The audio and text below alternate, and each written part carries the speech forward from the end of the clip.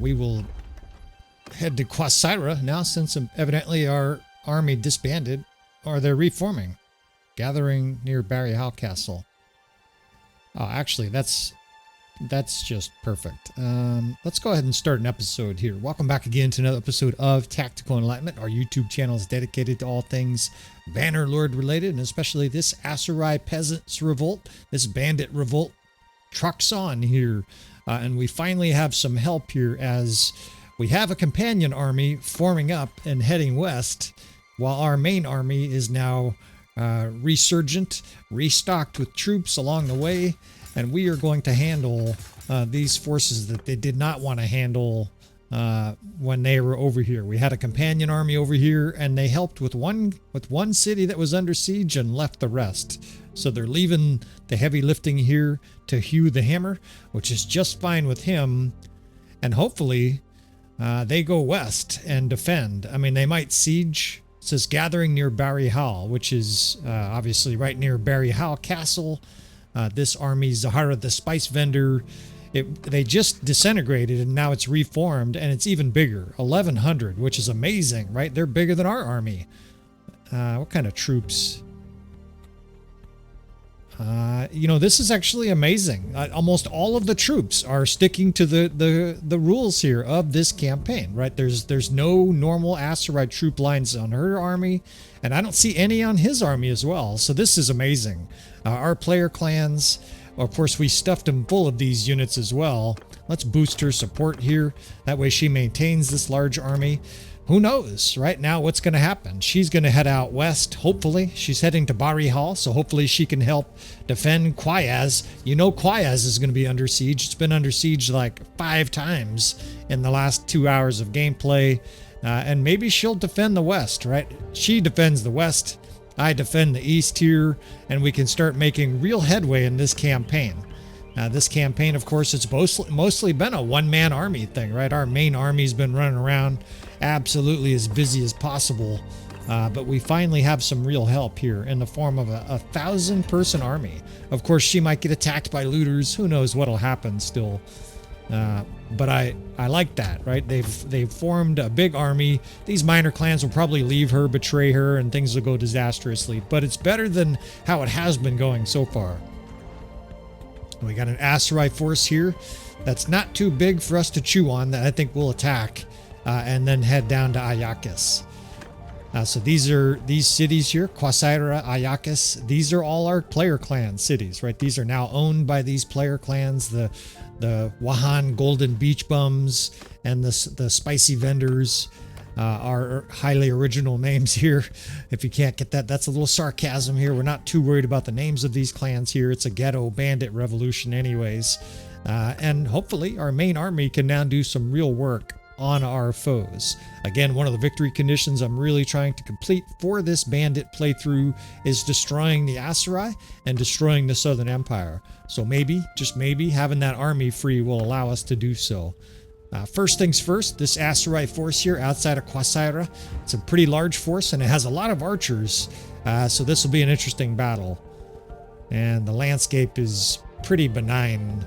I call this landscape just make it up as you go landscape. I typically don't set up a whole lot of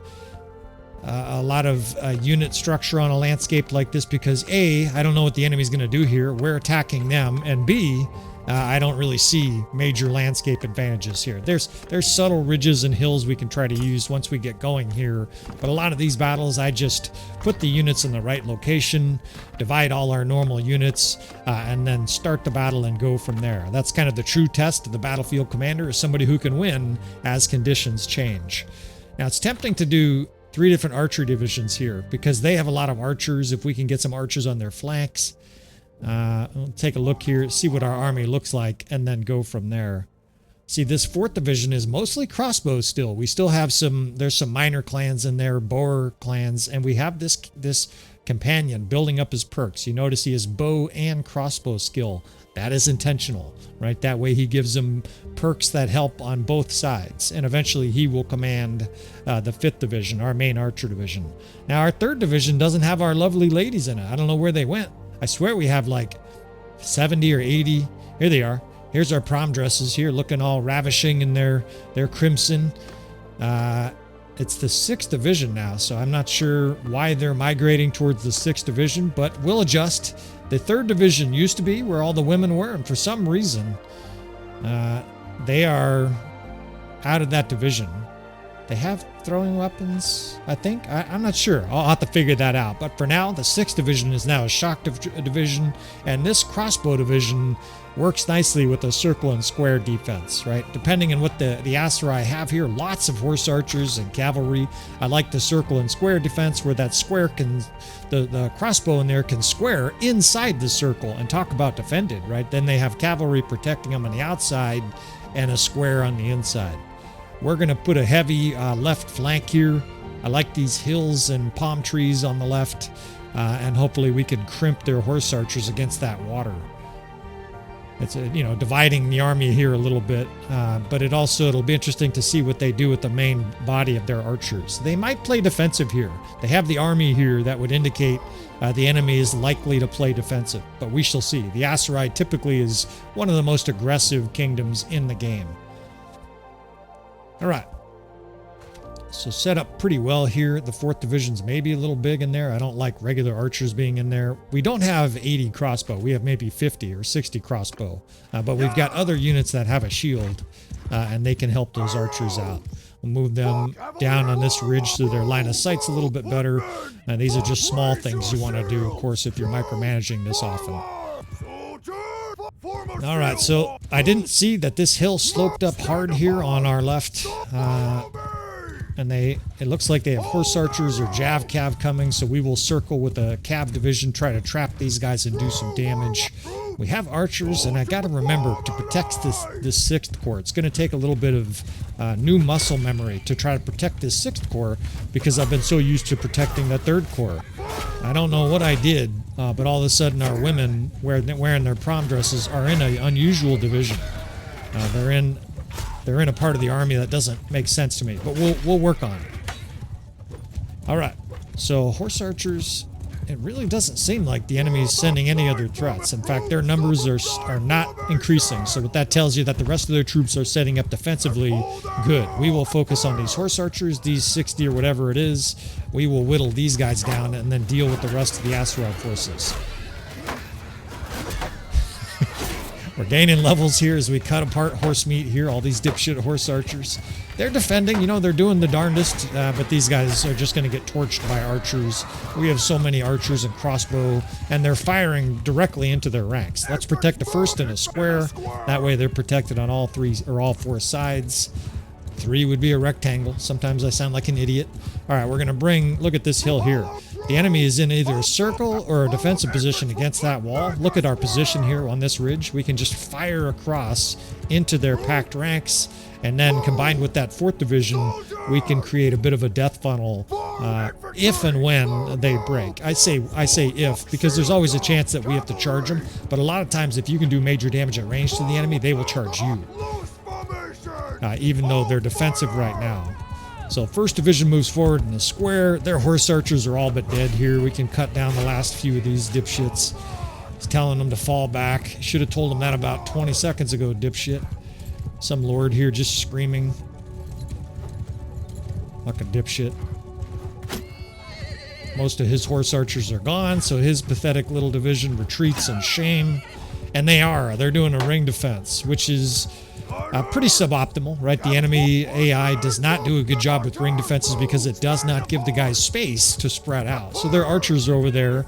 They probably have more archers than us, but ours are going to be spread out in 2 different positions, pounding them while theirs are in 1.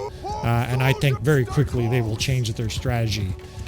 Look at our archers just already raking away. We've got desert bandits, forest raiders. We've got some militia. We've got some various other scrubby archers adding to the mix. But it's a good amount, right? We have almost 250 archers. That's pretty good, between the crossbow and the archers. So not quite a third of our army, but maybe 30%. I advocate typically that guys that you want somewhere between 40 and 50% in most armies, and that's simply because archers in Bannerlord are very powerful. Now, we don't have access to tier 5 archers, so our archers do damage by volume. They're not doing massive damage on every arrow shot, They're doing damage because all of them can shoot the enemy. The enemy's compacted, so the arrows are landing at a high rate. And they are going to break out. I can just tell you, playing this game for the last 3 years as heavily as I've played it, this AI will break out. They will charge us, and we will then sandwich it with infantry and skirmishers. Their cavalry's coming in. This is a problem. It's a threat to our 6th Corps. In fact, let's turn the 3rd towards them in a shield wall. Try to absorb some of these spears and javelins. Aserai cavalry is nasty, right? Throwing those javelins at a high rate of speed. These guys do major damage. Our 1st Division is out in front in the square. We're going to use that to bait their cav and their infantry because there's a big infantry brawl looming here. 220. They have 250 infantry and 220 archers still left. So we'll prepare the 3rd Corps here. These ladies are going to have to get their clubbing shoes on. And I don't mean Friday night clubbing. I mean like murder the enemy kind of clubbing. Because here comes the enemy vanguard. Let's get these 2 cav divisions charging. We will spread out that 4th all the way hard on the enemy's flank. Those guys can charge later in this battle if they need to, but we're going to bore in here with these lovely ladies. 3rd and 1st Division charging, or 3rd and 2nd Division charging. Now we just got to bring this 6th Division up. It's very bloody. This is a nasty force. In we go, ladies. I love it. 100 women roar here as we come to blows with this major Aserai army.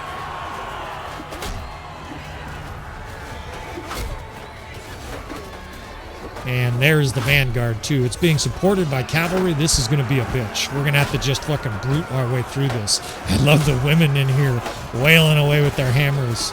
They're going to get killed. That's true. But I think we can push through this.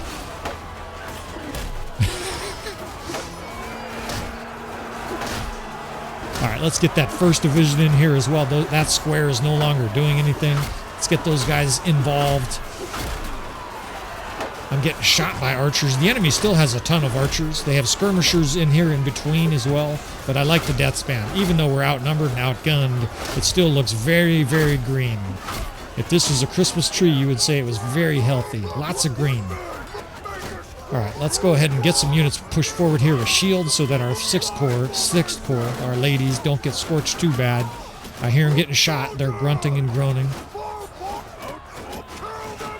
We'll push these 2 cav divisions forward with the shield divisions. The archers are moving forward. Now the 6th Division can follow in. This is the 2nd enemy infantry wave. They already have a big infantry wave reinforcement.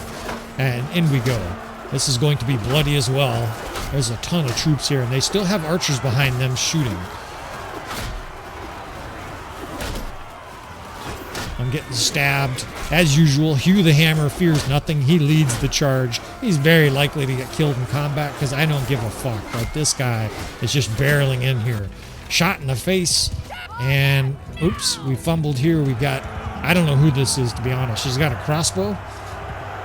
And why am I moving so slowly? Oh my god, this is as fast as she moves, I guess.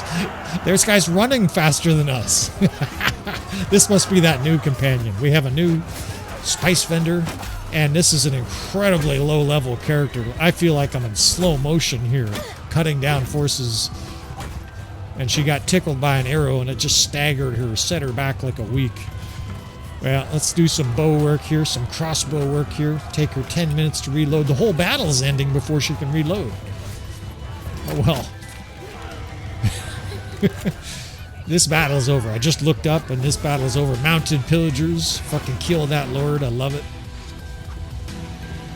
And there's a lot of mounted pillagers here. Oh, you know what this is? This is the garrison sallying out. This city has just tons of ghetto troops in the garrison. And victory is victory, right? We will take it. That was a tough Aserai force, and hopefully most of those losses at this stage are recoverable. They're, you know, frankly, even these angry housewives, don't tell your wife, but even angry housewives in our campaign are replaceable, right? We just go get more. We recruit more. And we're getting 3 prisoners here. That's beautiful. We'll take them all. We'll load this garrison up and then head south. I think it's Khuzait. I'm almost certain it's Khuzait sieging Ayakis, right? So our dirty work is not done here, and then we'll have some decisions to make. But it's probably time to go offensive in the east again. As long as we have an army on the other side of the map, I feel like it's green-lighted for us to destroy the Aserai force, or at least try to again. Obviously, we're going to have to push through any other armies that are coming down here, right? If you think about it, the Aserai are over here. Who else is over here? Let's see, the Western Empire is kind of attacking on both sides. The Northern Empire is more to the west, and the Southern Empire is also more to the west. But the Khuzait, right? The Khuzait are really harassing us here in the east. It's been the Aserai and the Khuzait in the east for sure. So we'll leave some troops here in the garrison, boost up Khuzait. This is, again, one of our player clans, so we're just donating troops to their garrison and hoping they don't hemorrhage too many of them. When we made these player clans, I think I covered it, but I'm not sure what I'm going to edit out. We will... I dumped a bunch of money on them. We had like, I don't know, 7, 8, 9 million gold. I dumped like 1 million just happily on these player clans because, of course, if they don't have the money to pay for garrisons, the AI does some kind of equation, some kind of mathematical equation that says we can't afford these troops, and it will dump them. We're not gonna let that happen, right? We're gonna give them plenty of money so that they can afford the troops. So over Zahara, the spice vendor goes. Just like the Aserai campaign, she's going to be an important captain for us. She doesn't have the 275 medicine perk. There's been less combat in this campaign, but it's getting up there, right? She's like at 250 or something like that. I'm gonna circle round on these looters and add these guys both to the garrison but also to our army here in case this is a nastier fight than I expect. We're getting all kinds of prisoners escaping. I've had half a mind to execute all these lords that we're toting around, but I can't make up my mind. Ultimately, I think we'll lose so much relation that we may lose all the minor clans as well. And right now, that would be fatal because we have these 2 minor clans in our army, and they're part of that army that Zahara the Spice Vendor is toting around. Here, I'm just waiting. What I've noticed, as long as the sun is visible in the little compass below there, the little flick rays of the sun, we don't get deserters for that day. So I can pick these looters up. These harmless travelers, we'll pick these guys up and add them to our army for this fight against these Khuzait forces. 2 different armies. Looks like it's about 1,800. We get some upgrades here. I think this must be from dumping that loot, or I didn't upgrade after the battle. I thought I upgraded. And in we go here. Yeah, it is almost 2,000 Khuzait. This is going to be another bloody battle. Again, the power bar favors them, even though we outnumber them, and that's because we have so many mounted pillagers and looters and whatnot. Alright, what do we got here? This valley battle definitely favors us versus Khuzait, right? You think of Khuzait, they want a circle. This battlefield is almost custom made. It's almost like the developers put in on the map at various different spots landscapes that would favor the home field, right, so to speak. This map's in Aserai territory. I think the developers were like, well, if you're playing Khuzait, or excuse me, if you're playing the Aserai and you're getting overwhelmed and you have this map, at least you have a chance to stop the horde, right, to stop Mongols, Manchug and his Mongols because of this map, right? This is very unfriendly to Khuzait. So we'll see if we can take advantage of that, right? Of course, we have a lot of vulnerable units. We only have 2 divisions with shields, and it is. The 6th division is now the new lovely lady division. So it's 2nd and 6th, right? That's your shield and shock, and we're definitely going to have them on the left to try and crimp the horse archers against the wall. Now, I've got 2 different archer divisions, the 4th and 5th. The 4th is crossbow, of course, but it's effectively archers, 7th, 8th, 6th. We'll push the 1st division constantly at the enemy here. I don't know if they're going to play defensive or not, but we're going to have to push in on them because we're totally outgunned here for archery. We've got to come to blows in melee. And they are coming up. It's interesting. All of their forces are coming our way. I kind of would expect them to play defensive, but they also may just run up to a good spot and hold out too. We'll see. All right, so I'm going to put the 5th Corps here on this little sand dune, shooting anything that comes in the valley. What's nice is that none of their archers can hit those guys, not till they come around that corner. It's the alternate version to a Peekaboo Ridge. For some reason, I can't put troops over there. I was sure you were able to use that in this map in the past. The 1st Division, again, is going to hold the center for us. Over here is going to be the 3rd and 6th, right? We have the Cavalry Division, the 2nd. This is actually 3rd, 6th, 4th. 3rd, 6th, 4th, and something. Look at that guy's horse tweaking out behind me. That was weird looking. Oh, and second, of course, we have our shield cavalry over here. Second, third, fourth, sixth. Yeah, anyways, you guys get it. We have shock troops, we have some skirmishers to push forward with shields, and then we have this crossbow division to pound the enemy as they approach. Oh, it's a bifurcated army again. I know these tactics are strange, unorthodox. A lot of people probably look at this and assume I have no idea what I'm doing. It doesn't always work, but if you have some mastery over your units in a situation like this, my God, can you create slaughter. And I'm using these hills to protect us against the horse archers. You notice they can't shoot down into our troops without coming over the ridge, at which point our skirmishers will be in range, our crossbow will be in range, and we should be able to do major damage. The archers over here are sort of strafing their horses as they come in. And, okay, a lot of their troops are just kind of piling up on the ridge there. We like that, right? That means their horse archers don't have a lot of assistance here. They're a little bit vulnerable. Their archers can't really do a lot of damage to our units. God damn, my character is taking a beating the last couple 3 battles. We got some seriously high-flying horses here. Let's push this first towards them. And let's slowly just move our units in here. You see the javelins flying, right, as the horses come over the corner there, and that's 6th Division up there. Those ladies are just dying to get their hammers on some horse meat. The crossbowmen here are clicking away. So we're just going to systematically, slowly move our troops up the side of this ridge here. It's almost like a game of joust. Whoever can stay higher on the ridge is more likely to survive. It's a chaotic battlefield, too. There's so many different ridges. My horse is going flying all over the place. I feel like I've lost half my damage in this battle already just by falling. We'll push this push this 5th in on the other side. We're mostly sparring here. The enemy's getting stuck on the walls just like me. I can't fucking move. She's getting smoked. I'm so close to getting killed. I'm getting stuck on these walls. It's a messy battlefield, but that also means all these horses can't really move. We're going to slow them down with this 1st Division here and start moving aggressively in here. I got to see where their archers are positioned, but I like our situation right now. These archers are just sort of working, decreasing all the archers or all the cavalry and horse archers they have in the center here, and I think it's time to start moving up. Their forces are all pressed up against the ridge there on the left, and I think we can start getting shock troops and skirmishers in there and then pin them on the walls while archers shred them. Right, we've got the 5th Division over here. If we keep softening all these cavalry, eventually we're going to be able to get archers in the valley and just fucking mass shellac their archers. Our crossbow are in a terrible position here, so we'll try to get them around the edge here, but it's sloppy, right? The early stages of this movement is going to be bad. We're going to suffer some losses. Let's start pushing this cavalry. These ladies behind the cavalry, right? We're basically going to push this cavalry right there into that valley. I just want them cramming in there with the horses. We'll move the 6th Corps in right behind them. Get in there, boys. All these women can go ballistic. Charge cavalry.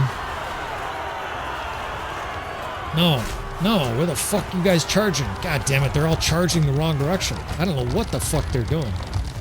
Half of my cavalry just charged off the hillside there. Fuck. Alright, let's go ahead and move these skirmishers in.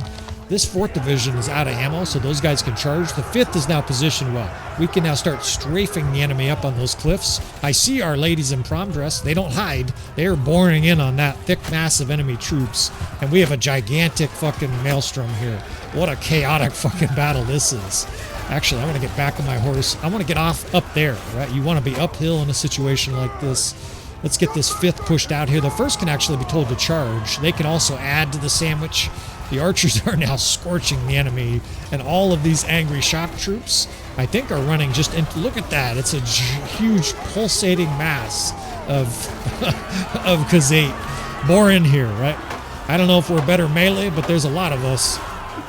They have a bunch of tier 5 guys here just holding out in a shield wall, and our ladies are just wailing away. I love it. You can just sit there in a shield wall, you bitches. It ain't going to keep you alive very long. That looter smashed that legionnaire on the head with a hammer. I'm down to a sliver, but this is working beautifully here. Look at our ladies in their fucking prom dress. Let's get that 4th or 5th division pushed out even further along the enemy flank, and we're just mauling everything. What a fucking messy, chaotic mess this is. Holy shit. I mean, it is absolutely chaotic. I don't think I've ever had a battle like this in all of the Bannerlord battles I've ever been a part of. That just shows you how unique this game is. I'm talking 2,000-3,000 battles, and I've never had a battle this crazy. The enemy's just crimped along the edge of the ridge here, while our archers just shred everything. They're trying to regroup right now, I think, and they are getting fucking pulverized. This battle's over. They're sending in cavalry here. They might as well fucking charge an aircraft carrier. I mean, they're just not going to make any headway. They're going uphill into these crooked hills. No chance. We've got shock troops everywhere. Now, they are strafing the shit out of us over the edge of that ridge. But our 5th Corps is in position. You know where our 5th Corps needs to be? On top of those sand dunes there to the right. And we'll take this horse since he's going to bump into me. Come with me, 5th Corps.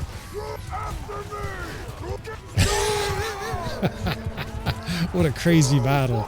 I have no health at all, so I'm just going to fly around the edge of the battlefield here and fling some javelins in there, try not to get killed. The rest of our troops are basically on F1, F3. We do have a cav division that's in tow, and the 5th division here is being manually guided to a good spot to shoot. The enemy's forming a big death mob here for a last defensive stand, but they are really being shredded. They're being chased, and they're being just skewered as they try to reform.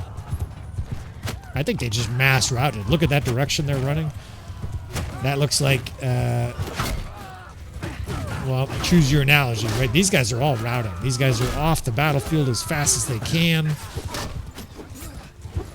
That was how the channel subscriber growth looked at one point when it was getting 250 subscribers a day. It was just this massive of Bannerlord players pouring into the channel. That's what made me think of that right there. That was just a huge amount of players. That was a mounted ransacker who just mowed down a banner knight. I mean, I know he had some help, but that was fucking glorious. That's the synopsis for this battle.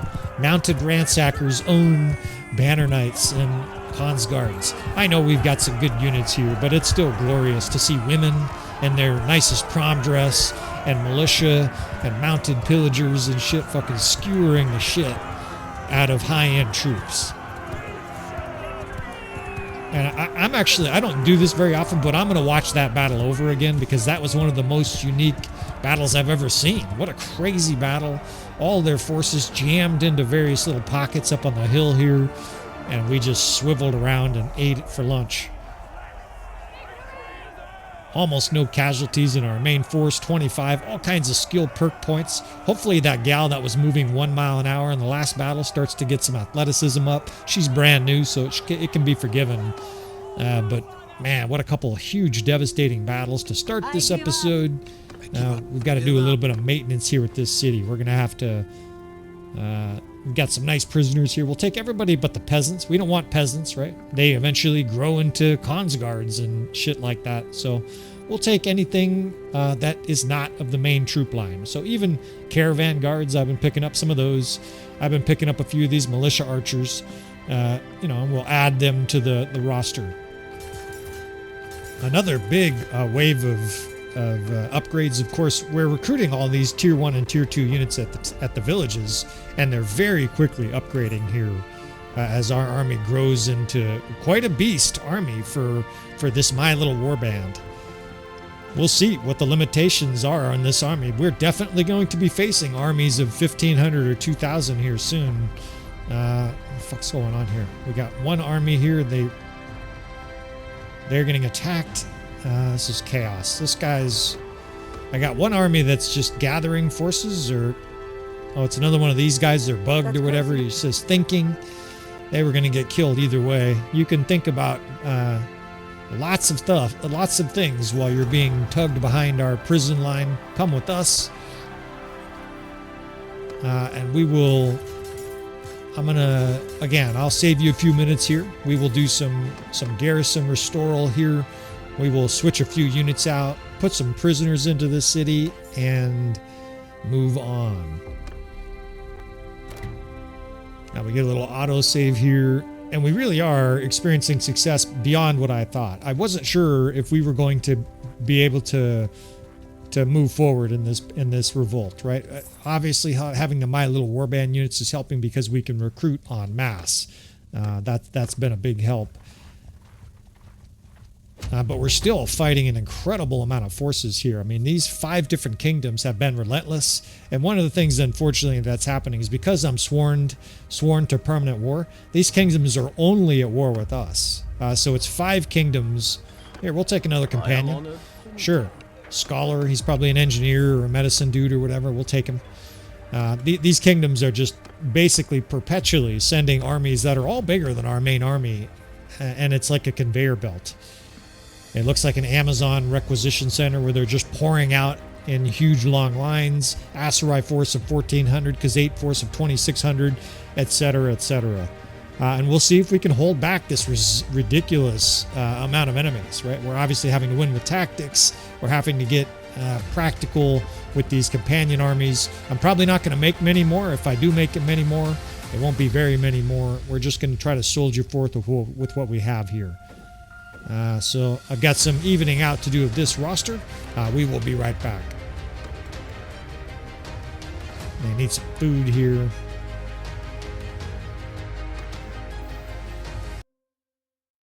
All right, and a much needed point here. This is nice because this will let us sneak into castles and cities with 25% less loss of troops. That's pretty valuable considering how often we've been doing that in this campaign. And we'll probably have to continue to do that, obviously, as siege is very much a big part of the game.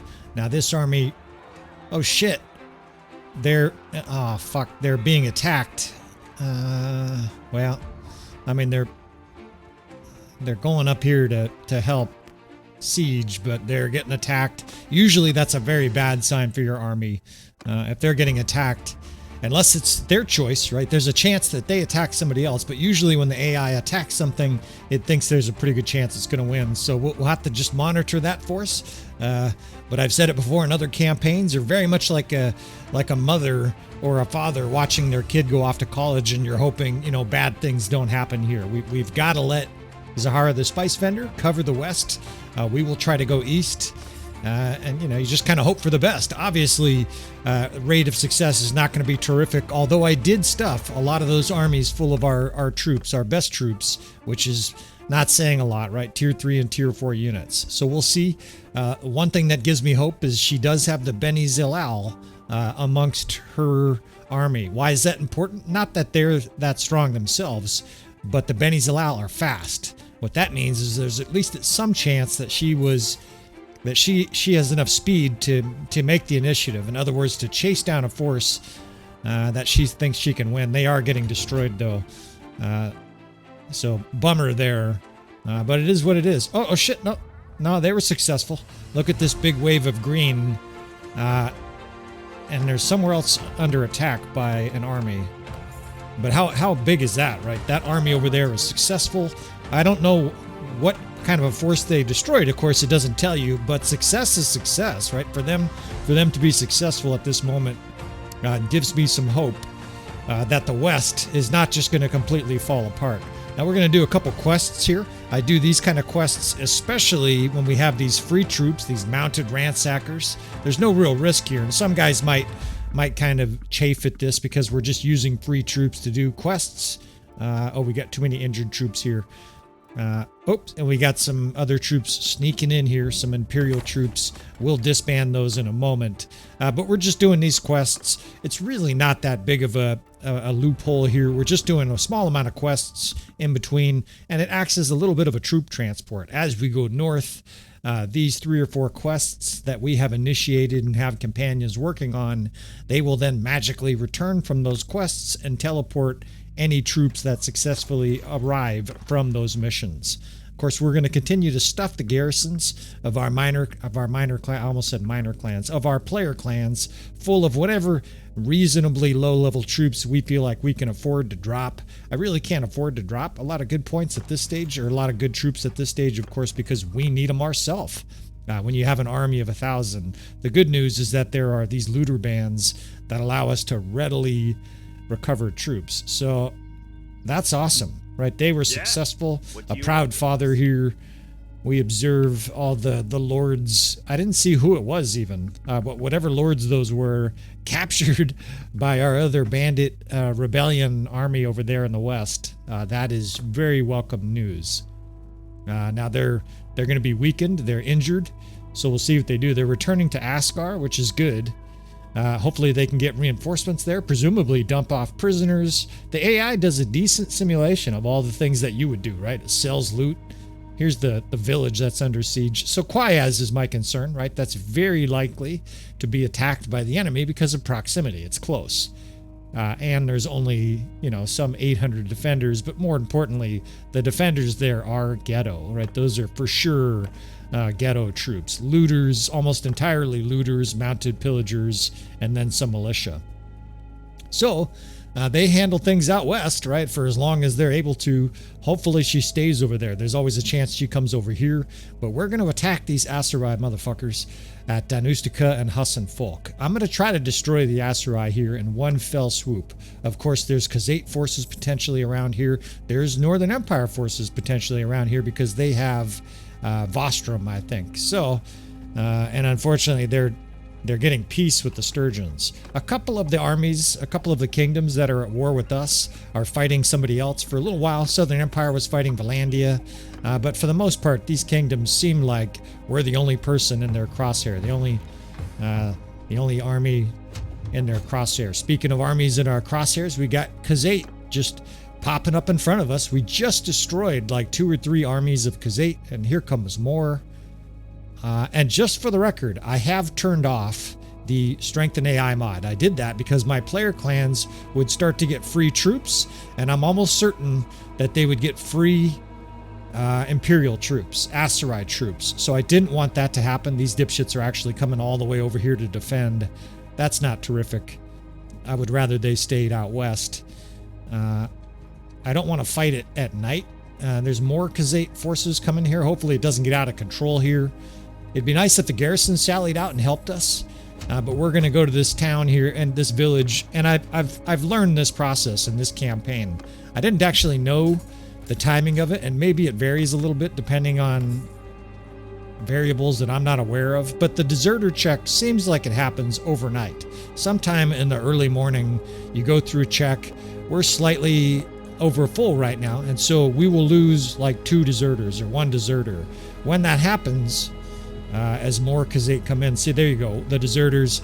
Now we can gather up all the troops at this village and safely transport them to the city for this battle, right? And leave, of course, whoops, we're buying products here from the village of 666. I'm not a religious fellow, but I'm sure you guys that are would say, don't buy those goods. It might take a little while also for these forces to siege the city and the garrison to sally out, so I think we're just going to risk it. Another open field battle here against the Khuzait. Hardly optimal with all their archers and horse archers, especially given our lack of heavy cavalry, heavy shields. And they have a lot of ranged units, almost 900 total archers and horse archers. So I think we'll still challenge them here. And just hope for the best, right? I think victory is probable, right? We can always back off if we don't win. I mean, it's a huge force. It makes me uncomfortable. Look at how small our little tiny, well, okay, it's bigger there. Our little power bar is still underdogged to these highly enhanced lords.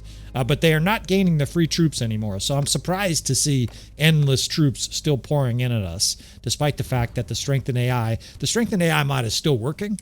What I did, though, is I went in and changed the amount of free troops that all the lords get to 0. That way our player clans, I didn't want Zahara the Spice Vendor to just all of a sudden have a bunch of Aserai Vanguard Faris any more than they're already going to recruit. Now, in the towns, they will pick up regular rebels like we have. Anyways, I digress. You get the point. All right, so the good thing is that there's plenty of ridges here, and hills are the enemy of horse archers, right? And water, I would say. Hills, water, and I guess tight spaces. If you know how to use a peekaboo ridge or reverse slope decline defense, you can severely beat the shit out of horse archers. Of course, we've demonstrated that many times on the channel, but this is a good battle scene for it here. Now, I'm continuing to tinker with the settings here because I really do want my 3rd Corps full of these women with the hammers and axes and dresses. I got to protect this shock troop division. It looks like I don't have that many. That's why there aren't that many in the division. Maybe it's half as many women as I want in that division. Now, after restocking, our 4th division is almost all shield archers, which is amazing. We've been able to keep those guys alive and healthy. And of course, we do have all kinds of perks that increases survivability of casualties in our army. All right, let's see what they do here. It's 1,700, but they have enough archers that they might also take a defensive posture. We shall see here. I can't tell. I'm just going to hold at the ridges here until I can tell what they're doing. Actually, let's move up to this ridge here. All right, so what I'm doing here is basically lining out infantry, shock troops, and skirmishers on our side of the ridge, archers and crossbows on the far side of the ridge, and then we're going to... They are coming separate. You see how that number is breaking off, that 225 number? Those horse archers are coming our way, and that's obviously suboptimal strategy. The AI employs this a lot, but we'll take advantage of it, right? We're not just gonna, we can't just charge headlong here while horse archers are circling from behind. That would just be so preposterously stupid that we'll just have to play with this. So infantry division's squaring here. We'll put a square, we'll put a 1st division and a 6th division in dense shield walls. 3rd division, I'm just going to try to keep away from them for the time being while these arrows are raining in here. And that 3rd division, that's with our naked ladies, right? It would be cool if some of them were, well, actually, I guess the sexists would freak out. It's just a video game, but if they were naked, somebody somewhere would freak out. I mean, we've got naked guys, although I guess their schlongs aren't banging on their knees when they're running around. All right, so our 2nd division here is holding that ridge. That way, if they charge over, they are going to get completely eviscerated. Right now they're fighting. Yeah, they're farting and they're fighting right at the margin of the hill. So we're just going to maintain our edge of the hill here. If they charge over, they're going to get destroyed. That's just all there is to it. It's going to be just a huge flush of green and javelins and arrows and whatnot, and they will be immolated. Now I'm keeping an eye on the rest of the troops because they're probably going to come up to attack soon. A lot of times what happens if an enemy's playing defensive and some of their troops start to suffer grievous losses, like what's going to happen here, the rest of their troops will break and charge. Now let's hold fire when they're that far away, right? The arrows do no damage, no kills on all those arrows. And maybe they won't. Maybe they'll just play defensively here. We will observe for a few minutes here, and then I won't waste your time. If the enemy just sits there, we will attack. But I have a strong suspicion, based on 11,000 hours of playing, that they're coming back for another sally. I guess the logic here is the AI figures that horse archers should be able to safely injure your force, sort of peck at you and give you a bunch of flesh, minor injuries before the real battle starts, and that attrition will help their army fight the main battle. But of course, a real good strategy here with horse archers would be to combine your units and attack together. Right? Everybody watching the channel, you guys all know that. Unfortunately, the dipshit AI developer of Bannerlord does not. Even the RBM mod will still do this sometimes, where it sends up horse archers just to get scorched 200 against 700. I mean, that's what we have here. We have like 700 troops just waiting in a death trap for these horse archers. They're coming in for another round here. The arrows start flying. Now, the other thing I can do here is I can trap them. I can trap them behind those trees and basically make them try to flush out of here, but get so many units on them that it's just a melee destruction. And there's advantages to that because we could save our arrows for the secondary phase here, which is going to be an archer exchange with the enemy here. Yeah, see, I think it's worth it. See those guys right at the ridge there? They're tucked again, the trees. If they charge over this ridge, they're going to get obliterated. Well, no sooner than I did that, well, now they're charging the other way. Let's keep going here. This is very risky, of course. I can get shot to pieces here by cons guards, but I think they're going to circle around here, and they're trapped in the valley here. In come these 4 divisions. I've got the 7th, 8th, and 2nd Corps following me here, and these horse archers are trapped. I mean, they're going to be able to get out, but not until they pay the fucking toll. They're going to get savaged in this fucking exchange, I think. Our ladies just arrived with their fucking dresses, and they're going to start wailing away here. Look at the death spam. Insane ex-wife killed so-and-so. I love it, dude. It's fucking glorious. Insane ex-wife. Apologies, of course. Well, no apologies. I mean, this is a game, but if you're struggling with a custody situation with a true insane ex-wife, you'll just have to sort of take this as a moment of comedy. This is just a game. I'm not here trying to offend people. I just think it's funny we have these violent, insane ex-wives charging into battle. I mean, we've got hobos and bums and homeless people and insane looters and stuff like that. We're just having some fun here, so nobody should be offended. All right, let's go ahead and reset all these units here. Those horse archers got punished because I think I had a glance at the lower numbers there. They're either resetting or they're surging this way. I can't tell which yet, and we're going to take a look. If the enemy may charge you, always let them. I think they are coming this way. So let's reset here. Look how fast our ladies are running. Of course, they move incredibly fast because they're wearing no armor. They don't have 300 athleticism. They have like 100 athleticism. But when you have, a 2-pound dress on, a little silk dress, you just run faster than a big old plate armor. I think it's both realistic and hilarious. All right, so let's prepare for this shit. They are moving up, aren't they? Yeah, they are. The Khuzait have finally broken from their defensive position. We're uphill, so their archers are fucked no matter what, but now they're really fucked. I'm going to split this 5th division here. We're going to split it between the 4th and the 5th, even though the 4th won't be able to square now. This will give me 2 different vectors to totally funnel the enemy and destroy them in this valley here. Now, we have the 1st, 6th, and 3rd to play with, and then we have the 8th Cav I'm probably going to use defensively. They do have quite a bit of cavalry starting to move into position, and I want to try to repel those with our meager amount of camels and other weak cavalry. I've got the 2nd guarding our left flank here for horse archers. You always want to watch for horse archers circling behind you. And now we're going to start a V formation destructive quasi-kill box. There's no true kill box here because we're not going to surround the enemy. The enemy has a huge amount of archers. But this is certainly a partial kill box, a funnel of doom. Look at the archers working both sides. I've got the 6th skirmishers on the far side. The 1st I'm going to eventually square here in the center and use as bait. You guys have seen me do that 20 or 30 times by now.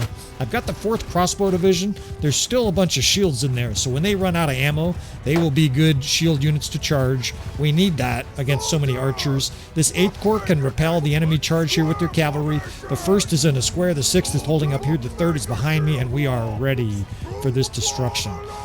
I haven't fumbled too much here on the onset of this battle. Here comes their cavalry.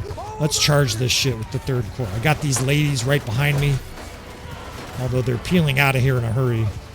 We'll just swirl these 3rd Corps right back into the valley. I've got all these ladies chasing me. Wonder what the fuck am I doing? Look at them behind me. They're like, what are you doing? Follow you. You ran in a circle. Trust me, ladies, there's a plan. The 8th Corps did a wonderful job. Let's actually try to use them and hammer and anvil this infantry. If we can just get around the bend, fuck, their cavalry's turning. We're not going to be able to. In fact, I jammed myself up. I can't see what's happening in the valley. I got to get back to them. The 8th Corps will just have to hold this side here. All right, 1st Division's pulling back. It's still working. The 6th is there. The 3rd is in a vector. Let's pull these archer divisions back as well. That way these guys have even more time to kite and shoot these units. It'll also give us some separation from their huge amount of archers they have over there. All right, so let's set this up very delicately here. 1st and 6th in a V formation. Archers are scorching. The 1st is in a square. I'm going to join these ladies. There's a bunch of crossbow here that are probably out of ammo. We will have them shoved forward when the archers arrive. Wow, a lot of their infantry is just gone. It's all broken up in here. And we've got ourselves some carnage. The 1st and 6th are charging on both flanks here. They're going to close in this center valley. I don't know where all their forces went in the center here. Just vaporized. I'm getting speared. I don't have any support. I've kind of butchered my own actions here. Oh, there's their infantry division. It's getting destroyed. That's what's happening. You can just hear them screaming behind me. All right, we need these crossbow. Get up here in a hurry. I need these shields. You guys are going to have to lead because we've got women in dresses. Get up here, men, and be chivalrous. In they come. Most of them are out of ammo anyways, otherwise they wouldn't hold their swords up if you told them to charge, or their shields up. All right, in we go here. These shields can lead. We've got 2 shock troop divisions. One's a skirmisher division behind them, and we're just going to pour downhill on this huge amount of Khuzait. It's carnage. It's beautiful carnage. The enemy has so many archers that they're like wrapped around us here. But that number is quickly going down as our units tear through the center of their formations here. Let's get this 5th pulled down in a nice formation. This battle's not over yet. They had a lot of troops here. I'm going to wade in. Oh well, if I get dropped, I get dropped. I just like playing the hero, and these guys need me. Like, these troops, these bandits and shit, they need Hugh the Hammer to earn his reputation, right? No pacifism here. In we go. Fuckers. Trying to stab me and shit. I got 0 health, almost no health. Our lines are coming up. Let's have these archers charge as well. They're still shooting, but any that are out of ammo, this way they'll charge. It's a mess here, but we've got a nice group of troops in the center. Let's keep pushing it. We should get at least a few reinforcements. Man, we got this shit. Come on. Push through the center here.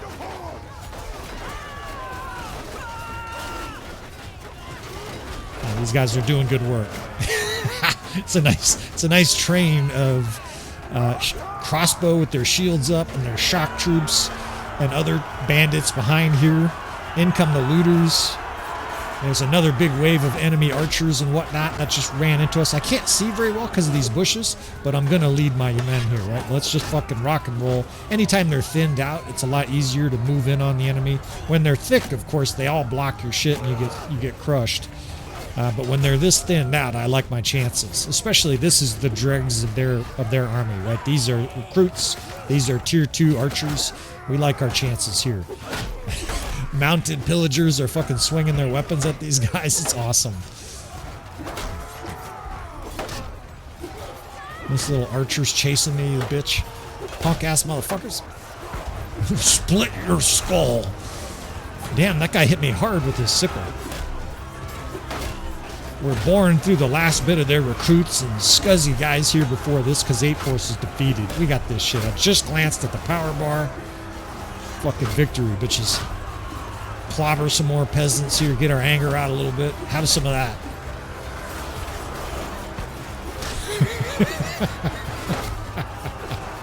It's glorious, man. Bunch of fucking peasants just ripping it up. I see all the guys on their horses with afros. I mean, I'm not trying to denigrate afros. I think it's amazing, right? I got an afro on my own character. I think it's awesome. These guys with afros riding a horse with no armor. Look at this homeless beggar charging up next to me. I mean, it's some scuzzy troops.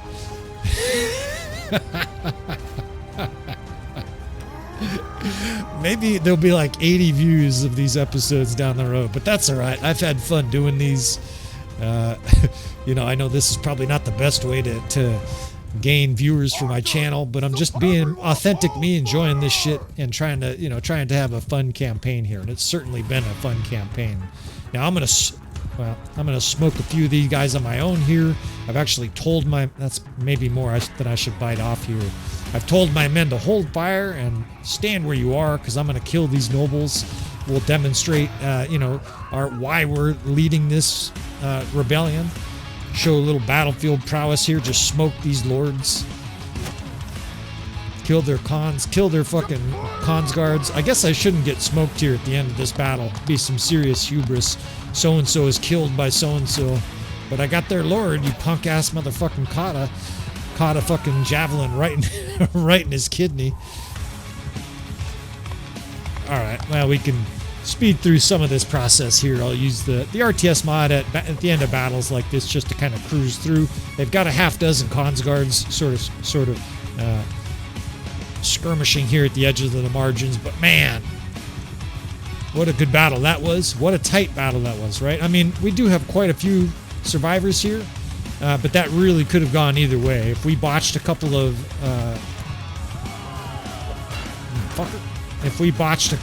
tactical components there, a couple tactical commands, even just finger fumbling a command there, we might have lost that battle. That's how tight that battle really was. Although maybe, looking back on it now, it doesn't feel that tight to you fellas. I've said it before, right? I've said it recently. Bannerlord is hard, and until I had really sort of played thousands of hours and gotten comfortable with the game, it's amazing how often I had my shit pushed in and just got destroyed. These parts here, I don't know if I'll edit these. Good job there. That guy with a spear fucking and no shield took out a fucking Consguard or an Imperial Elite Cataphract. Look at this homeless guy chasing him down here into the valley. Kill this Consguard. I do absolutely love all these guys just with raggedy armor and bad looking beards that look like they've never been trimmed, and afros, and guys with hoods and shit. They just look like a bunch of I mean, look at this guy. He absolutely looks like he smoked pot for 2 weeks in a row. Didn't do anything except smoke pot. I don't have a problem with that. I'm just saying it doesn't exactly look like your traditional warriors here. And I just think it's great. I'm probably having more fun than all of you guys, but who knows, right? We shall see. All right, another smashing here as we head north. Another 150 casualties, but again, presumably at this stage, we can recover from those kind of losses. Now, I am concerned when we go north about reinforcements. This helps. They've got some looter prisoners here. The reason I'm concerned is that the enemy's attacking the looters. In fact, that's a perfect example right there. You saw those prisoners they had. Those looters and pillagers and whatnot are because the AI is trained to attack looters. The only reason there's so many looters in our area is there aren't armies running all over the place.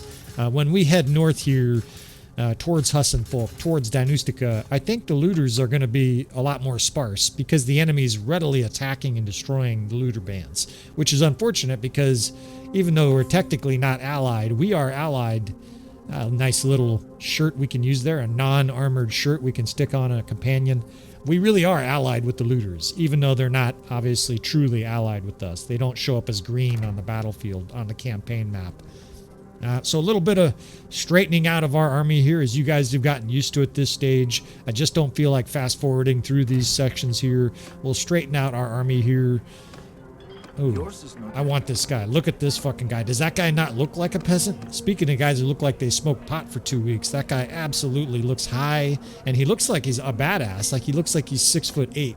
We want that guy. So I'm going to figure out some way to get him in the army, make another player clan or whatever. A little bit of editing here, and we'll be right back. And we'll ditch this Aserai Mamluk heavy cavalry here, and we are set. A small garrison at Razi here. New companion clan made. Nothing too exciting here. The Aserai Ransackers Guild here. Out of creative names for this campaign. But now we've picked up this ogre of an axeman and added him to our party, Svato. We are trying to be diverse in this campaign, or at least we're not worried about diversity. You know, we're going to run around with a few of these guys here, even though I would like for the most part the captains of the armies to be Aserai forces, keeping somewhat a little hint of nationalism to this bandit rebellion. All right, she's heading to go do more work, right? She got her mission done there, heading to Island Balik Castle now to siege. That always makes me nervous, of course, because the AI oftentimes gets destroyed when they try to siege something. They get weakened, and then the enemy attacks them. But it is what it is, right? That little duckling has left our nest here, and sometimes little ducklings become breakfast for somebody else. So you just got to kind of cross your fingers. We've set her up about as well as possible.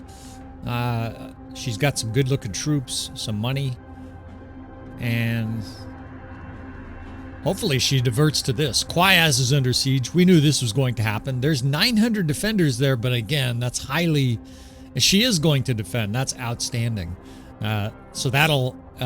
there's a high probability of her having success there, because that army sieging Quayaz will get wounded, and then she'll be able to sweep in for the kill.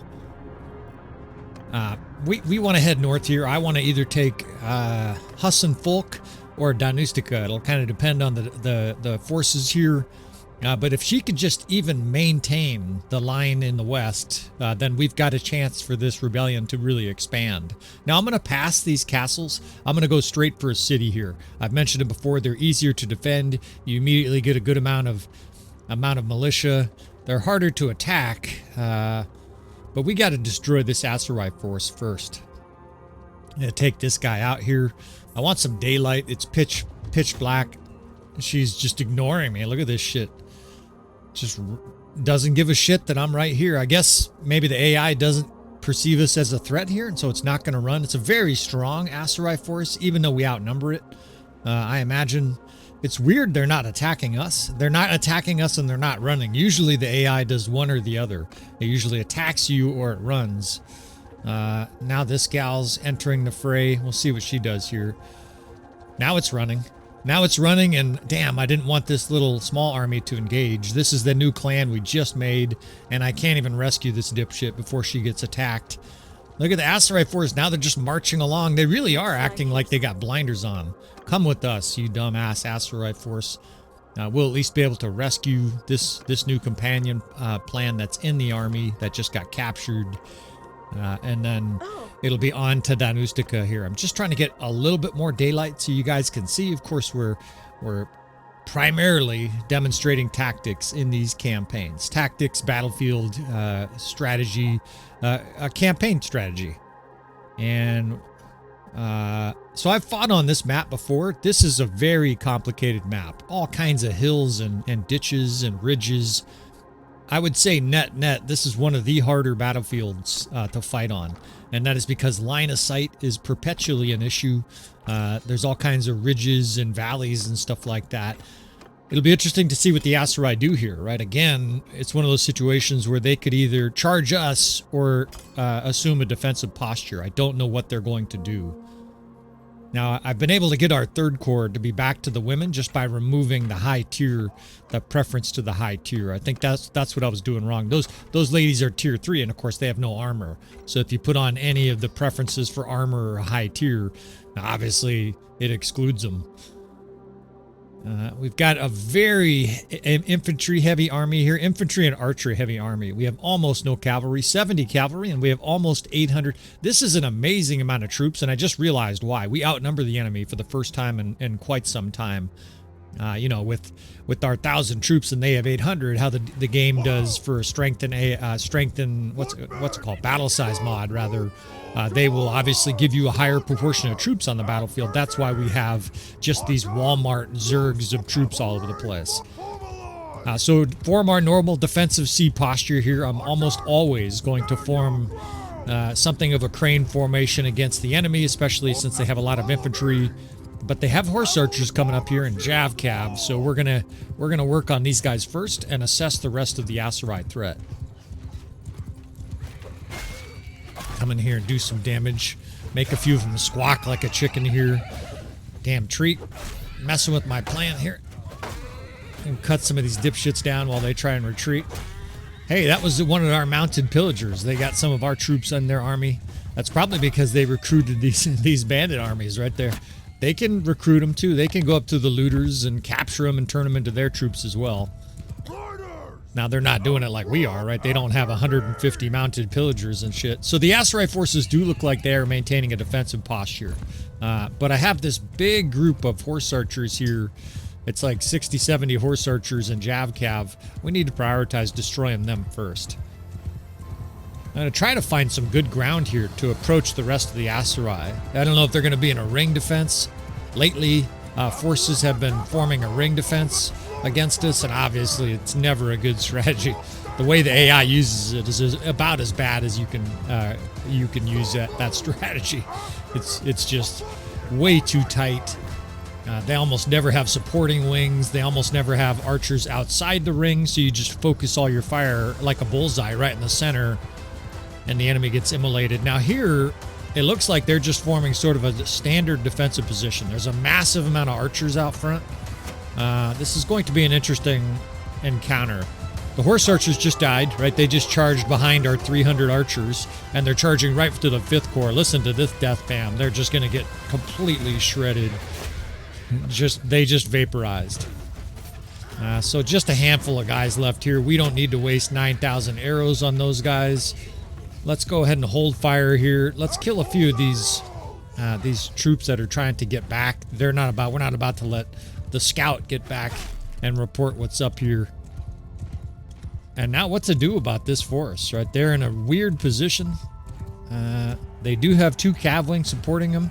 It's not the worst defensive formation I've ever seen, right? They've got their infantry and archers too close for my preference, but their archers are out in front, which for the moment is advantageous because we're not shooting at them. So they're pelting our horses as we run up here. Let's see what kind of line of sight we can get on them, right? Anytime you have a static enemy, you want to see what kind of line of sight you can get. Obviously, if we can start unleashing volleys of arrows on these guys, their defensive posture will change quickly. They will be smoked out, so to speak. They've got this big cavalry wing here. It's hot. This is a very strong army, too. This Aserai force has all kinds of elite cataphract and other tier 5 and 6 units. So being a little bit delicate here because, again, I don't want to suffer a Pyrrhic victory here as we continue momentum in this campaign. Victory is highly likely, of course, but we don't need to suffer 700 casualties here and have to limp our way back to a castle or a Razi to get reinforcements. We're very much on the clock in this campaign, and that's both by design, I'm trying to make it difficult, but also historically accurate. Right, when there was rebellions, you didn't get to just hang out 3 or 4 winters and consolidate your power. No, rebel armies always had to keep the momentum going. They had to continue to try to win the ideological war with your citizens, right? With the people who weren't quite certain that it was a good idea to do what you're doing, right? Anytime there was a revolt, invariably you had people who were conservative, or I don't mean in the political sense, but they were ideologically conservative, and they're like, I don't think that's a good idea. Like, to behead the king, that doesn't make a whole lot of sense. And these same kind of variables were occurring in the French Revolution. They happened in the Peasants' Revolution in Germany, in the area we know today as Germany in the 1500s. There are even part of the bandits that were saying, look, we should negotiate with the lords. We should try to, make up some new laws, but never fight them. And then, of course, the rebels were like, yeah, you think they're going to give us peace now after we fucking massacred nobles and burned down towns and stuff like that? There's no negotiating at this stage. It's either kill or be killed.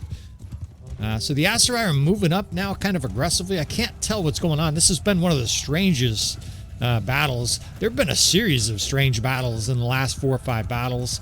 The enemy's now charging aggressively towards our center here, and I don't really like our position. I think we can do a little bit of kiting here, but this is what I meant earlier about this battlefield. The line of sight is bad. I've got my crossbow way back here because they don't really have good targets. The 5th is shooting right down the chute. I mean, they just have a beautiful, beautiful spot. But you see that sharp ridge there. There's all these lumpy hills that make it hard for your ranged units to really to get line of sight. Very much, this is a landscape that favors strictly cavalry and infantry, and that's what the enemy has here, is a huge infantry vanguard bores in. Now, throughout this campaign, right, we have to continue to be creative to destroy these vanguards because we don't have the armor. If we just went toe-to-toe straight up against legionnaires and stuff like that, we might be able to win if we fought with all our troops together, but we're going to suffer dire losses. So we need to be creative here. I'm going to pull this 3rd Corps back here behind the crossbow. We're going to continue to open up the center here. I'm sending my cavalry off to the our far right, and they will be brought in to hammer and anvil, mostly just to attack and be part of a combination attack here. I'm going to send the 1st across in front of our archers, hopefully sort of gathering attention, keeping those troops safe, and we're going to drag this 3rd Corps behind these crossbow. In fact, I think I'm put these guys all the way behind the crossbow. A lot of this 4th Division is low on ammo. These crossbow next to me here. I think what we'll do is we'll do what we've done in other battles like this. We will use them offensively, right? We will have them essentially come up with their shields and push a hole for our shock troops. The 3rd Division is behind them. Those are those ladies with the 2-handed weapons. And we can now lead with crossbow. All these javelins coming in here are going to just rake our ladies unless these shields lead the way. So in go those crossbow and various other archers with the shield, and now the 3rd Division and myself can wade in here with the combined attack with the cavalry. You see our cavalry pushing through the other side there, and then hopefully that square attracts some attention. Now, of course, Hugh the Hammer is an absolutely lethal god of war. It's kind of incredible because he's wearing light armor and he has that 350 whatever 2-handed skill with a custom hammer. in some ways, this is the strongest character I've ever played. Now, he's very weak in armor. His armor is very, very weak. If I'm not careful, he gets like one shot to a really bad arrow to the face or something like that. He's basically a true berserker. He has some armor. I know some guys would say, well, berserkers had no armor. But he is so fast, I can just move along here, outrun guys, and blast everything he gets a hold of is pretty much killed. And then his weapon speed is something retarded, right? It's just a laser lightning assault of wicked hammer blows. And it's not massive damage, but it clubs everything to the ground. Of course, it knocks things all over the place. We got archers pushing up here. This is problematic, to say the least. I got a quarter of health, so we're just going to push in here. But this is a lot of archers to push through. Fuckers. I'm close to going down. We got lovely ladies coming up with their prom dress, and I may have just barely survived this battle. The Strength and AI mod, the Death for All mod is really confusing me. I have the Death for All mod. It's turned to 10 on the settings. Of course, a lot of you guys don't have any idea what I'm talking about, but this Death for All increases noble death in this campaign, and for some reason, it is not causing more death. In fact, there's been very little death in this campaign. So I don't know if I have some kind of mod order, out of order, or some setting off. I'll have to investigate that. And that's, I like to have that on because that also makes you fight more realistically. You don't want to get knocked unconscious. Now look at these ladies run. I'm ditched. 330 athleticism, and these women just blow by me like Usain Bolt. That shows the effect of their lack of armor. Those women don't have 330 athleticism. They have like 100 or 120 or something like that, and they just ran by me like I was in the mud. And that partly is because they don't have any armor. They're in a dress, right? They're just, you can hear them swishing by in their silk dress. So these are the troops. What's going on here? So these are, a lot of these are the troops that, of course, got captured. Our companion, right before we fought this Aserai force, got captured like a dipshit. She just barreled in and got immediately captured. We'll take these. We're going to have to sort of restore her army, which is a bummer, right? Because I was counting on her being a troop carrier and an additional force as we headed north here. But it is what it is, right? We still have 700 troops here. I really need to reorganize this army here for a second. I'm keeping an eye on Zahara the Spice Vendor as she pushes towards Quayaz. She probably won't attack. She'll do what a lot of times happens. She'll hang out and just watch that army until they're vulnerable, and then she'll attack. Usually that's the equation for it. And I got to do a little bit of, well, first I got to turn my fucking phone off here, but I got to do a little bit of editing here. When we took that force, that Aserai force, they gathered up a bunch of prisoners and looters and shit like that and stuffed them in our army here. So a little bit more editing, trying to make this smooth for you fellas, and we'll be right back. All right, let's see how they're doing over here at Quayaz. She's approaching, right? And so the question is, does she attack immediately or just stand there to defend? Well, and there's your answer. It's being defended by Zahara, the Spice Vendor army. So in she goes, right? Which is a good sign. That means the army is weak enough for her to attack. Somehow my scout got taken off there. I think I did a quest. Got taken off. We have a good archer scout. And now it's time to take a look at these cities here. We got Danustica. The reason I'm attacking Aserai forces here and ignoring the Khuzait is it's part of our victory conditions. The Khuzait, destroying the Khuzait, is not part of our two primary victory conditions. These are artificial conditions, of course, I said at the beginning of the campaign. And that is because it's highly unlikely we can conquer the whole map in this campaign. So, to make it a little bit easier, it's still not going to be easy. I've set the victory conditions as destroying the Aserai and the Southern Empire. If we're able to do that, then maybe we'll look to go beyond that in this campaign. This is going to be hard enough. There's almost 1,300 defenders here. There are some looters nearby, and that's vital because we need defenders for this city. I cannot afford to attack this city, suffer 300 losses. She's still fighting, so Zahara, the Spice Vendor's over there. In fact, she's just successful again.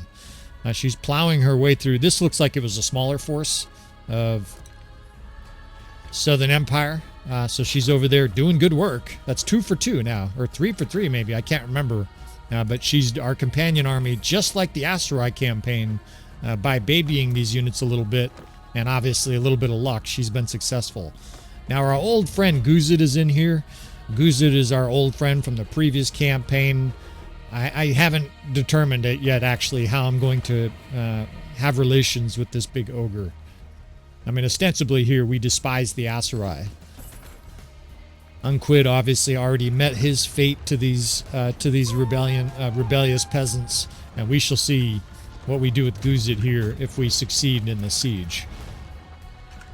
I say if. We should succeed here. We just had a quest come back, so we have even more troops. Our army's actually large. So this is about as large as our army gets, 1,060 with these 4 armies. Of course, our dipshit companions keep wasting our time with peace. That's just not going to be a thing. We're not giving anybody peace here. They can have peace when their kingdom is destroyed. Now, it's tempting just to take a wall down here, right? I don't have all the time in the world because there will be Khuzait and Aserai forces and who else, you know, who knows what else coming. But we do have masterful siege skills. You can see Hugh the Hammer here, just like Wazuban in the previous campaign. With this 330 engineering skill, the walls just crumble. And I think we're going to be able to take down a wall here. There's a huge defense force here. They have high-level lords. Khuzait is here. He's their sultan. So I think we're going to go through this wall. Plus, this wall is melting like butter. These siege weapons are just blasting it. A couple more shots here. Hopefully they take out this fire catapult, and in we go. There goes the wall. The only bad thing here is that wall does stay broken for 2, 3, 4, 5 game days. Perfect. Catapults down. We're ready to go here. So that wall does stay down, which enables potentially an enemy to siege you and then come right through the very wall hole that you made, right in the siege before they attack. So we'll see if that becomes a factor now. But first things first, of course, we have to take Husn Fulq. This is going to be a bitch. This is a good city for defense. That's the other reason I'm choosing this over Danustica. Danustica had a very large defense force. I guess it was close to as big as Husn Fulq, but the other reason I'm choosing Husn Fulq is proximity to raiders. Because it's off kind of to the side of the map, ironically, there's going to be more looters because the enemy's not over here rounding them all up. You can basically think about it, the high traffic areas in this campaign, the enemy's going to be traversing back and forth with armies and smaller forces, attacking and destroying the looter bands that we need to add to our garrisons. I can't afford to leave 300 or 400 of our troops here at Husn Fulq because obviously then we'll have 300 or 400 troops left in our army. I need to use these freebies. And even though they're weak, you know, if you stick a bunch of mounted pillagers and mounted ransackers and shit in a city, at the minimum, what it does is it buys you time. It gets sieged and maybe you get a week of game time to figure out a plan, right? Whether you want to attack it or do something else. It sort of ties down the enemy for about a week of game time. All right, so we've got a hole on the left here, and I've got this.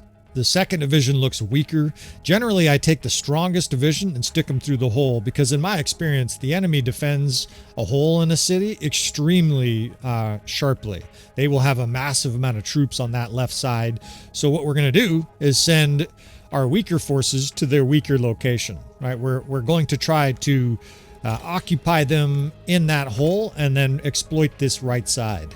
Try to make big gains. In other words, hold them down on the left and then really make a puncture here on the right. We'll see how it comes out. Sometimes they defend the right more, right? And they do have a bunch of archers and infantry there. I think this is going to be a bitch no matter what. This is a very defendable city. And that, of course, is the other reason I chose this over Danustica. No question in my mind that Husn Fulq is better for defense than Danustica. Now, these archers are dead men, right? Because they're lined up outside the city here, and a lot of the walls are broken down by siege. What the fuck's this guy doing? There's one guy running out here like he's deserting. There's no escaping here. It feels like that scene in Waterworld. Excuse me, did I say anybody could leave? No, kill this guy. Where they're trying to cut him down. He's trying to escape the fucking little atoll when it's being assaulted. If you young kids have never seen Waterworld, you need to. I just understand. Of course, it's appropriately corny, but it's supposed to be. It's kind of like a fun apocalyptic comedy with some carnage in combat. It's you know, some people think it's absolutely stupid, but I still think it's worth your time. It's kind of an iconic movie from the 2000s. All right, they spent like 300 million on it or something like that. Get archers and skirmishers here just to completely pen up the enemy on that left side, or our right side, their left side. And we're going to be able to make hay over there. But I want to keep the enemy busy on the other side here. And damn it, I forgot. There's no ladders over here. So these guys, we're just going to park here because they have to wait for the siege tower. In some ways, it's a pain in the ass because you have to wait forever for the siege tower. But here we'll just roll with it. I should be able to get... I should be able to continue to mow down the troops on the wall here. They're under complete assault. Hundreds of archers. And let's put some pressure here on this left side with this square. I like a square because the square... what do we got going on here? Look at this shit. It's fucking weird. There's like a narrow channel charge. Let's get those guys charging in there. I can't actually tell what's going on here.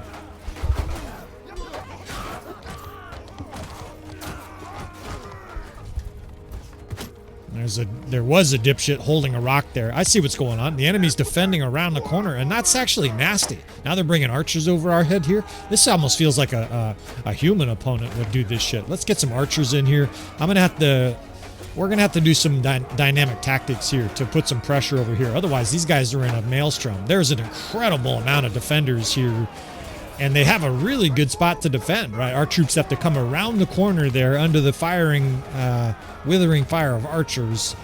I don't like that left side at all. So I'm going to stick with my earlier plan, which is to exploit the right here.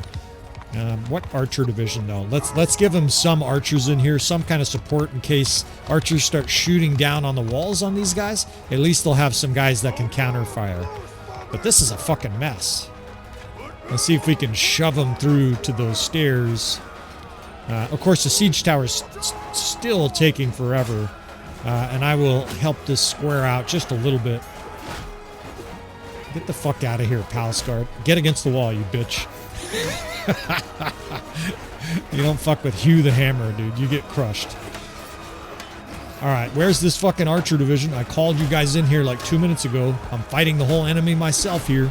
Now, our square pushed in successfully, but there's a lot of enemy forces here kind of wrapped around the edges of the square. Get in here. Here they come. I'm going to help them out just a little bit here, grab our horse, and then we will go investigate that right side. There's a lot of enemy forces here, though. This feels like the enemy has 4,000 troops defending, not 1,000. There's a huge amount of troops here. I mean, is the other side just undefended? I know the gate's going to be defended, but look at that shit. There's enemy like 30 thick right there. We're not getting through this, that's for sure. It's going to take a long time. So I've done about all I can do here without getting my ass beat. Smash a few more guys to the ground here. It's my favorite when they all go flying. It looks like something out of the Lord of the Rings where the Dark Lord is swinging his mace and troops are flying hundreds of feet. That's what it feels like sometimes with this hammer. Get in there. Let's push them all the way in again. These guys are actually in my way, motherfuckers. This is super clogged up in here. In fact, give me my horse. I want out of here. Good luck over here. We'll try to rescue you guys from the other side. That is fucking strange. That's about the strangest hole in the wall I've ever seen in the game. But you know what? It actually emphasizes one of the interesting points about this game. There's an incredible amount of diversity and variability to castles, to scenarios, to angles, to the different tiers of defenses. And that's one of the best parts of Bannerlord, is that you can have a battle like that. I've played literally thousands of hours and have never experienced anything quite like that, where it's all jammed in there and the enemy's wrapped around the corner in a big mob.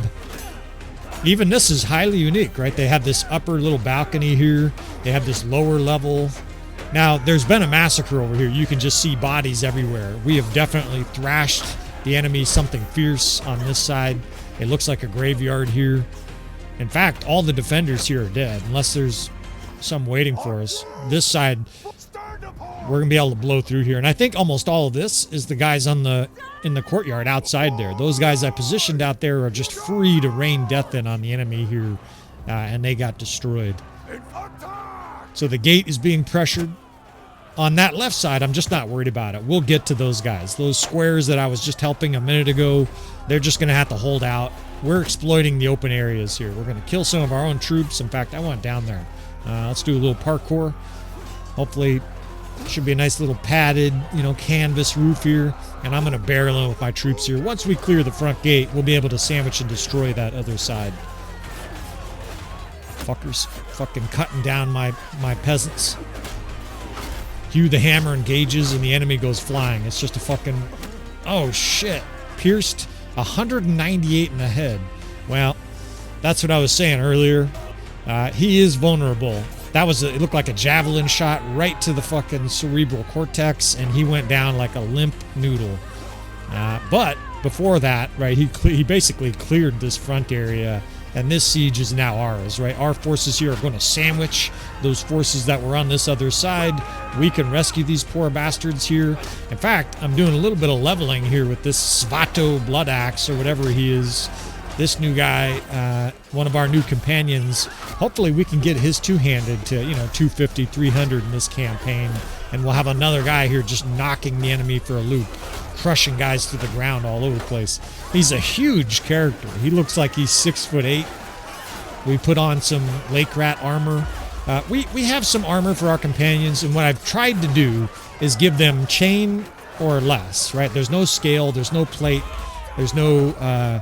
high-end armor on our troops. We're just leaving it in the inventory. That's because we're still embracing the sort of far-fetched concept that these bandits don't wear armor. That was never a thing, whether you're talking the medieval world or anything else.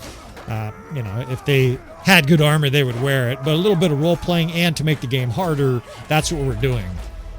And incidentally, as our troops here finish off these guys, actually, it looks like someone's stuck. We may have to help. There's definitely somebody stuck over there. Let's pull these guys back.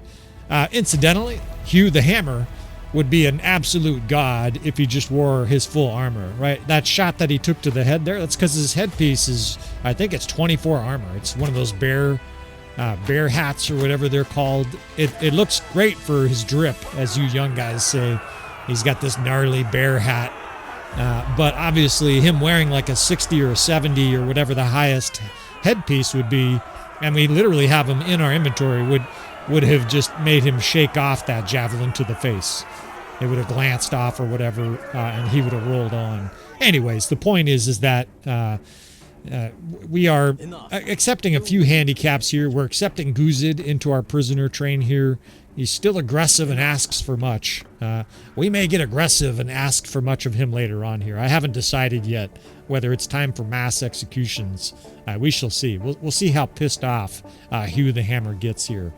He's already got vengeance on Unquid. Apologies if that's a spoiler for someone who's watching this episode out of order. You shouldn't be doing that shit, right? You should follow the playlist. But Unquid already got his. That insolent fuck was demanding money left and right from Hugh the Hammer. He was calling him Colic the Alcoholic back then, if you remember. Back then, like it was 10 years ago. But onward, right? Husn Fulq is ours now. Now we got to gather up some bandits here. We got to gather up some looters. We've got another companion here. She's kind of attractive. What's up? What's up? Okay, we're all full. I don't think I'm going to make many more player clans, but we'll see. I reserve the right to make maybe one more. We need them, right? Because those are the only few handful of armies that we have are these player clans. And fortunately, they do seem to be sticking to the rules, right? The rules where they stick to the bandit type of units. All right, a perfect time here to end this episode. You can see now we have a full Southern Empire, or at least Aserai territory bandit kingdom forming. So who knows where it goes from here. Of course, you want to see more. You want to subscribe, friends. I appreciate you, fellas. Please hit that like button on the way out. I mean, I guess you didn't like it. And with all that said, friends, I will see you guys next time.